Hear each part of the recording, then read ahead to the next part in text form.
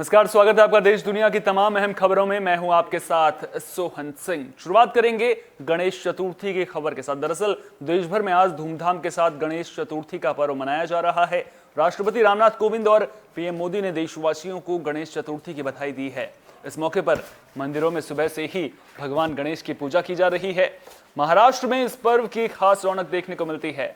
10 दिन तक चलने वाले गणेशोत्सव में अनंत चतुर्दशी के दिन गणेश जी की प्रतिमा का विसर्जन किया जाएगा।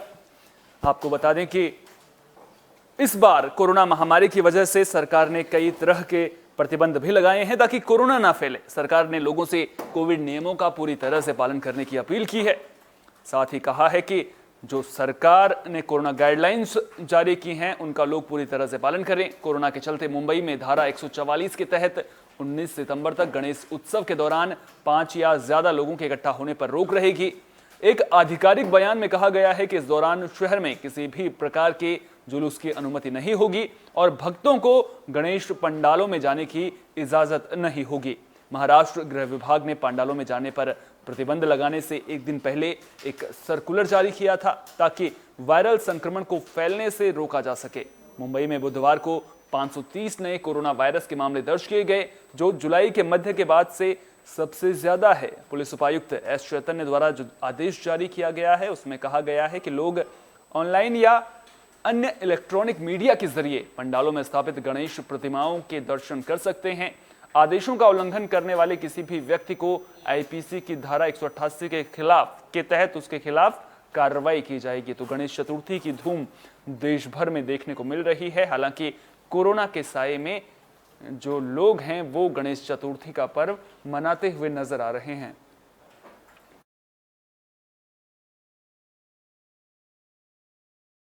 प्रधानमंत्री नरेंद्र मोदी का जन्मदिन 17 सितंबर को है, जिसको लेकर बीजेपी ने खास प्लानिंग की है।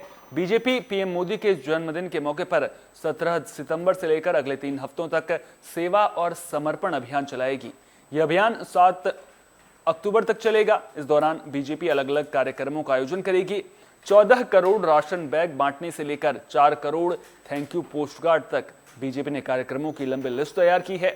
बता दें कि आने वाले 17 सितंबर को पीएम मोदी 71 साल के हो जाएंगे। लिहाजा इस कार्यक्रम में नदियों को साफ करने के लिए 71 जगहों की पहचान की जाएगी। साथ ही सोशल मीडिया पर हाई प्रोफाइल कैंपेन के साथ साथ कोरोना रोधी वैक्सीनेशन और पीएम मोदी के जीवन और काम पर सेमिनार का आयोजन किया जाएगा।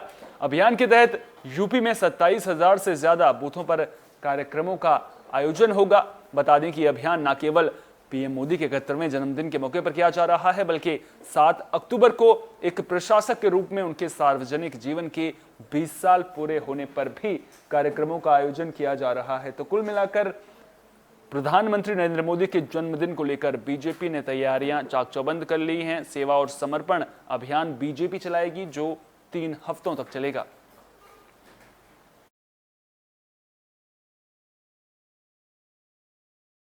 अफगानिस्तान पर कब्जा जमाने के बाद तालिबान अब अमेरिका के सबसे बड़े जख्म को कुरेदने की तैयारी कर रहा है।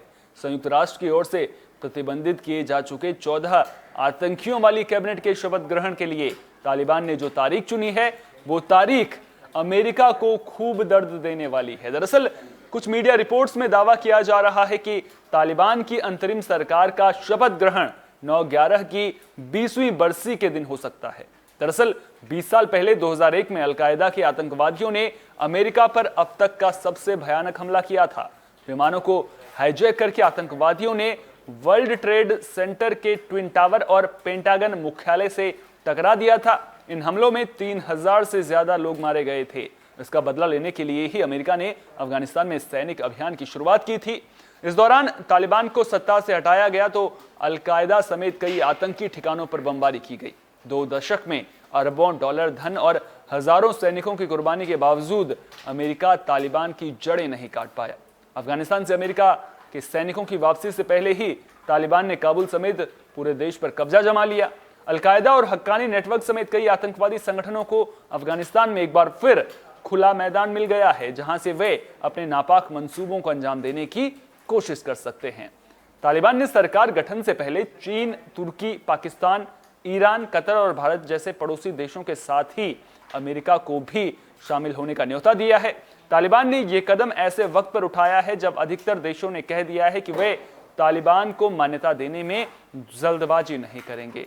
तो एक और तालिबान में सरकार गठन को लेकर के कवायद जोर पकड़ रही है, वहीं दूसरी ओर क्या तालिबान को मान्यता मिलेगी, इस पर भी अभी सस्पेंस बरकरार है। लेकिन जिस तरह से तालिबान अमेरिका के पुराने जख्म को कुरेद रहा है, उसके बाद सवाल कई तरह के उठ रहे हैं। अब देखना दिलचस्प होगा कि अगर 9/11 की 20वीं बरसी के दिन तालिबान की नई सरकार का शपथ ग्रहण होता है तो फिर अमेरिका क्या कुछ जवाब देता है, इस पर भी हमारी नजरें लगातार बनी रहेंगी।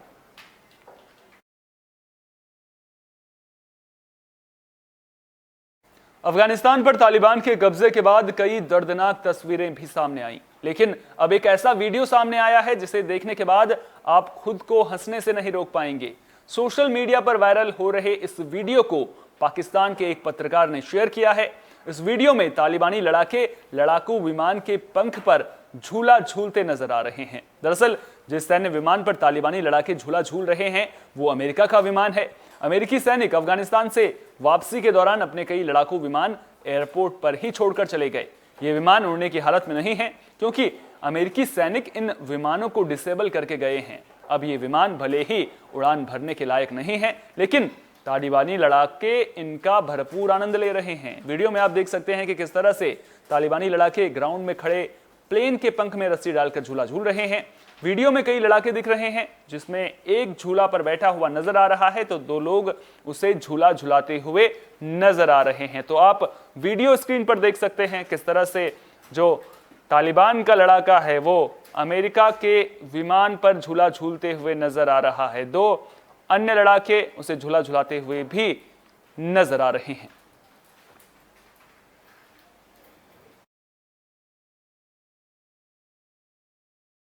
सोशल मीडिया पर एक तस्वीर जमकर वायरल हो रही है जिसमें एक तालिबान का लड़ाका लैपटॉप और बंदूक लिए बैठा दिख रहा है।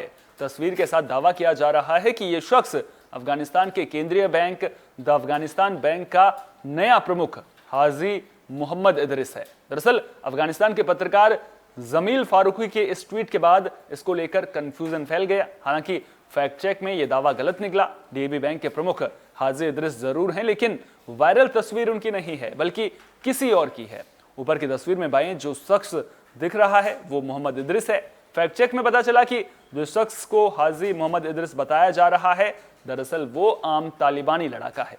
बता दें कि तालिबान के प्रवक्ता जबीहुल्लाह मुजाहिद ने पिछले महीने इदरिस के डीएबी का मुखिया बनाए जाने की घोषणा की थी। भारत के रिजर्व बैंक की तरह डीएबी भी अफगानिस्तान का केंद्रीय बैंक है और बैंकिंग सेक्टर के साथ अर्थव्यवस्था भी काफी हद तक इसकी नीतियों पर निर्भर करती है।